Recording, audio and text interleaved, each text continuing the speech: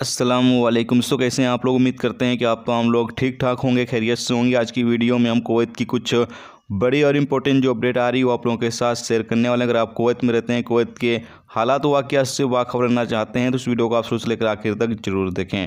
पहली अपडेट ये है कि कुवैत के director general of civil aviation की तरफ से ट्विटर अकाउंट पर अपडेट जारी करते हुए कहा यह गया है कि जितने भी मुसाफिर कुवैत आ रहे हैं सभी लोगों को अपने साथ पीसीआर टेस्ट की जो रिपोर्ट है वो लेकर आना अनिवार्य होगा। यानी जितने मुसाफिर आ रहे हैं सभी को अपने साथ पीसीआर रिपोर्ट लेकर आनी होगी। जबकि जो कुवैती सिटीजन हैं अगर उन्होंने वैक्सीन की दूसरी डोज लगवाई हुई है तो वो 9 महीने के अंदर अंदर जो है वो सफ़र कर सकते हैं। 9 महीने से ज़्यादा का वक्त हो जाता है और अगर वो बूस्टर डोज नहीं लेते हैं तो उनको फिर कुवैत से सफ़र करने की परमिशन नहीं दी जाएगी। जबकि जो कुवैती सिटीजन कुवैत से बाहर गए हुए हैं अगर उनको वैक्सीन की दूसरी डोज लगी हुई है तो 9 महीने के अंदर अंदर जो है वो कुवैत के अंदर आ सकते हैं, बूस्टर डोज कुवैत में आकर लगवा सकते हैं। यानी कि बूस्टर डोज जो है वो सभी लोगों के लिए अनिवार्य किया जा रहा है। लेकिन यहाँ पर कुवैती सिटीजन को ज़्यादा कहा जा रहा है, लेकिन आप अगर अजनबी हैं तो आप भी बूस्टर डोज ज़रूर से लगवा लें, क्योंकि अभी बूस्टर डोज जो है वो काफ़ी ज़्यादा अहमियत रखती है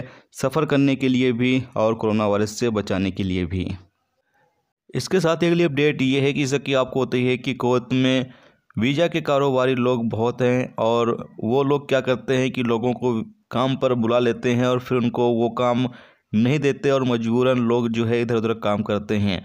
तो यहाँ पर एक अपडेट जारी की गई, इसमें कहा यह गया है कि वीज़े का जो कारोबार करने वाले लोग हैं उनको हर कीमत पर कुवैत सरकार जो है वो समाप्त करेगी, क्योंकि ये कुवैत के माथे पर एक कलंक है। तो जो कुवैत में वीज़े का कारोबार करने वाले लोग हैं उनके खिलाफ अभी भी कानूनी कार्रवाई की जा रही है, क्योंकि ये लोग क्या करते हैं कि लोगों को कुवैत तो बुला लेते हैं लेकिन बाद में उनको काम नहीं देते और मजबूरन लोग फिर इधर उधर काम धंधे से जो है वो लगते हैं, जिससे कि कुवैत का जो माहौल है वो ख़राब होता है और वो लोग अपना वर्क परमिट जो है वो भी रिन्यूअल नहीं करते हैं, जिससे कि कुवैत गवर्नमेंट को नुकसान भी होता है। तो इसीलिए अभी जो लोग वीज़े का कारोबार कर रहे हैं उनके खिलाफ ज़बरदस्त कार्रवाई की जा रही है, चाहे वो कुवैती सिटीजन हो या फिर गैर मुल्की हो, सभी के खिलाफ कानूनी कार्रवाई जो है वो की जा रही है।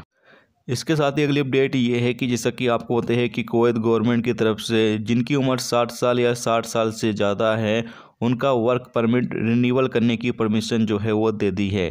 कुवैत के इस फैसले पर जो अजनबी लोग हैं वो भी काफ़ी ज़्यादा खुश हैं और कुवैत के जो मिनिस्टर लोग हैं वो भी काफ़ी ज़्यादा खुश हैं और कहा कि ये कुवैत गवर्नमेंट का एक अच्छा फ़ैसला है जो कि गैर मुल्कियों के हित में है।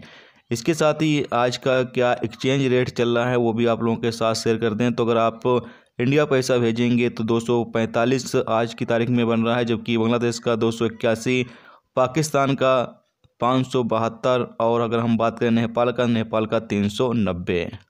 इसके साथ ही अगली अपडेट ये है कि कुवैत के अर्दिया इलाके के एक घर में आग लगने से एक मजदूर की मौत हो गई, जबकि 3 बच्चे और उसकी मां का दम घुट गया।